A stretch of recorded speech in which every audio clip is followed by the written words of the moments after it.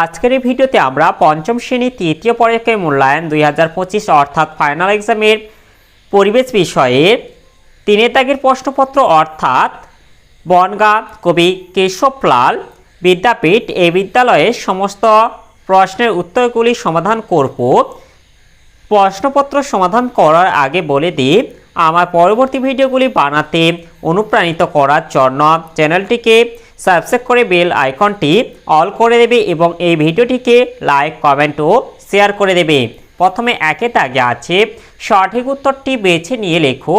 একের এক আছে পূর্ণিমা তিথিতে হয়, এটা হবে চন্দ্রগ্রহণ। এরপর একের 2 আছে প্রথম কাগজ তৈরি হয়, এটা হবে চীনে। এরপর একের 3 আছে চাঁদ যার চারপাশে ঘোরে, এটা হবে পৃথিবী। এরপরে একের 4 আছে লেখাপড়া করা শিশুদের আইনত অধিকার, এটা হবে 14 বছর পর্যন্ত। এরপরে একে থেকে পাওয়া যাচ্ছে স্টিম ইঞ্জিন চলে, এটা হবে কয়লাতে। এরপর 2 থেকে আছে শূন্যস্থান পূরণ করো।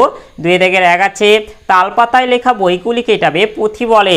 এরপরে 2 থেকে 2 এটা হবে সূর্য হলো সকল শক্তির উৎসব। এরপরে 2 থেকে 3 আছে সেফ ড্রাইভ সেফ লাইফ হবে। এরপরে 2 থেকে 4 আছে পরিবেশ বান্ধব একটি যান, এটা হবে সাইকেল। এরপরে 2 থেকে 5 বয়স্ক মানুষকে এটা হবে সম্মান করা উচিত। এরপরে 3 থেকে আছে বাম স্তম্ভের সঙ্গে ডান স্তম্ভ মিলিয়ে লেখো। বাম স্তম্ভ 3 দাগের 1 আছে পাহাড়ি অঞ্চলে বন্যা, এটা হবে হরপ্পা বাঁধ। এরপর 3 থেকে 2 আছে টারবাইন, এটা হবে জলবিদ্যুৎ। এরপর 3 থেকে 3 আছে কালো হীরা, এরপর এটা হবে কয়লা। এরপরে 3 থেকে 4 আছে পথের পাঁচালী, এটা হবে বিভূতিভূষণ বন্দ্যোপাধ্যায়। এরপর 3 থেকে 5 আছে সুনামি, এটা হবে সামুদ্রিক জলোচ্ছ্বাস। এরপরে 4 থেকে আছে অতি সংক্ষিপ্ত উত্তর দাও। 4 থেকে 1 আছে পশ্চিমবঙ্গের আয়লা ঝড় কোথায় হয়েছিল?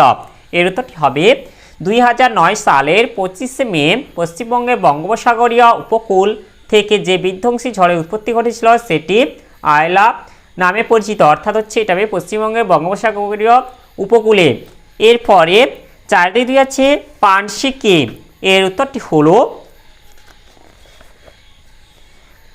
পানসি হলো লম্বাটে ধরনের হালকা ডিঙি নৌকার মতো জলযান, এতে পাল খাটানো থাকে, পালে হাওয়া লাগলে এগুলি খুব জোরে যেতে পারে। এরপরে 4 থেকে 3 আছে জোয়ার বলতে কি বোঝায়? এর উত্তরটি হলো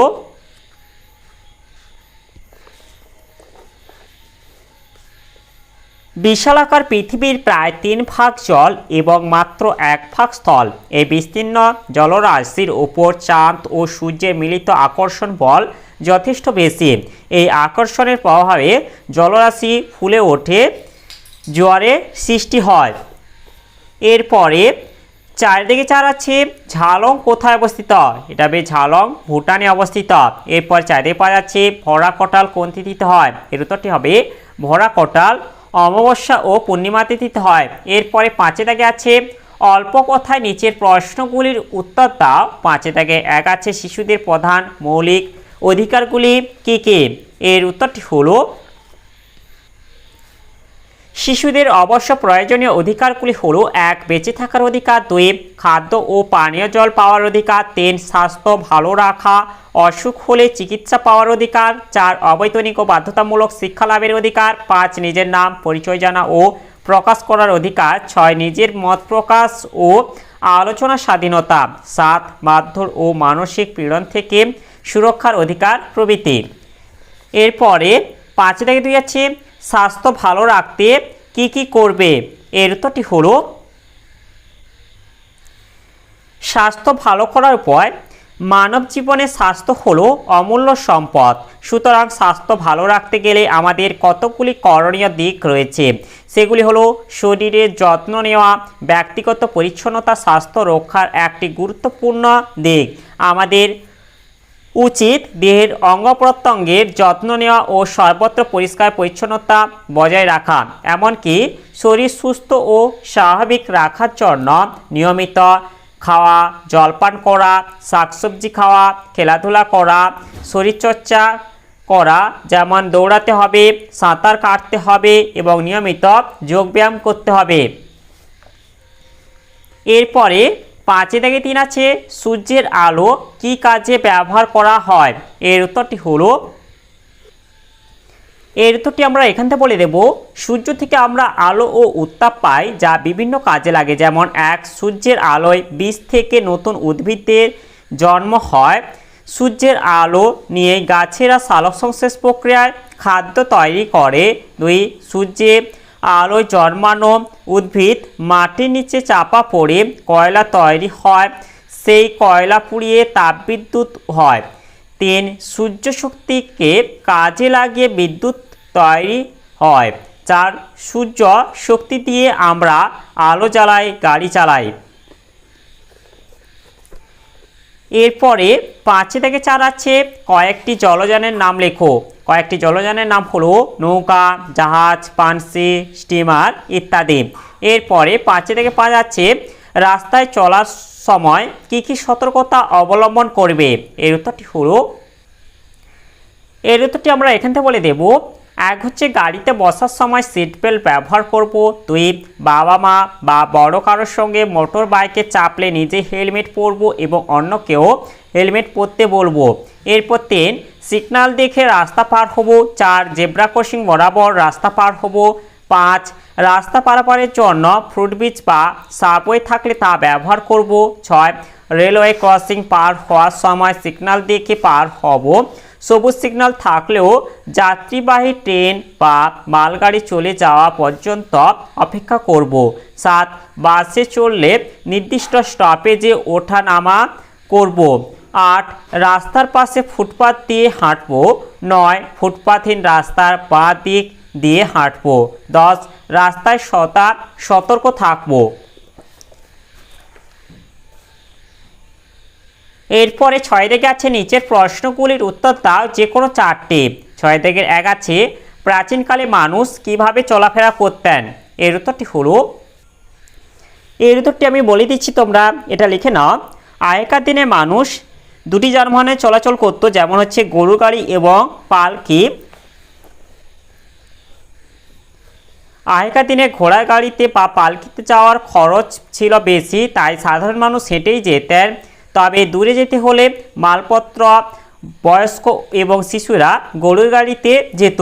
এছাড়াও আগেকার দিনে স্থলভাগের চারিদিকেই ছিল বন, তাই রাস্তাগুলিও ছিল বনের মধ্যে দিয়ে। এই রাস্তায় ছিল বন্যজন্তু ও চোর ডাকাতের আক্রমণের ভয়। এই ভয়ে নদীপথে তেমন ছিল না বলেই নদীপথ ছিল নিরাপদ, তাই আগেকার দিনে মানুষ নদীপথেও যাতায়াত করত। এরপরে 6 থেকে 2 আছে তোমার এলাকায় কি কি যানবাহন আছে? এটি তোমাদের সাধারণ এলাকায়, তোমাদের যেখানে বসবাস করো সেখানকার যানবাহনের কথাগুলো লিখে দেবে। এরপরে 6 থেকে 3 আছে আবহাওয়ার খবর কিভাবে পাওয়া যায়? এর উত্তরটি হলো, আবহাওয়ার পূর্বাভাস টেলিভিশন, খবরের কাগজ, রেডিও, ইন্টারনেট প্রভৃতি থেকে জানা যায়। এরপরে 6 থেকে 4 আছে তুমি কি কি প্রাকৃতিক দুর্যোগের নাম জানো?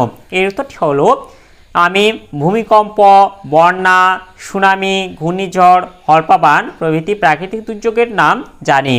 এরপরে 6 থেকে 5 আছে সুস্থ সামাজিক পরিবেশ কিভাবে গড়বে? এর উত্তরটি হলো, এর উত্তরটি আমরা এখান থেকে বলে দেব। সুস্থ সামাজিক পরিবেশ গড়ে তোলার জন্য 1, মানুষকে শিক্ষিত হয়ে উঠতে হবে। 2, শিক্ষিত মানুষ পরিবেশের প্রতি যত্নশীল হয়ে উঠবে, যেমন গাছ লাগাবেন এবং গাছের প্রতি যত্ন নেবেন এবং সর্বোপরি বিপন্ন পশু পাখি ও পতঙ্গদের কথা ভাববেন। 3, চারপাশের জল এবং অন্যান্য প্রাকৃতিক সম্পদ নষ্ট করবেন না। 4, মানুষজন মিলেমিশে একে অপরের পাশে থাকলে সুস্থ সামাজিক পরিবেশ গড়ে উঠবে।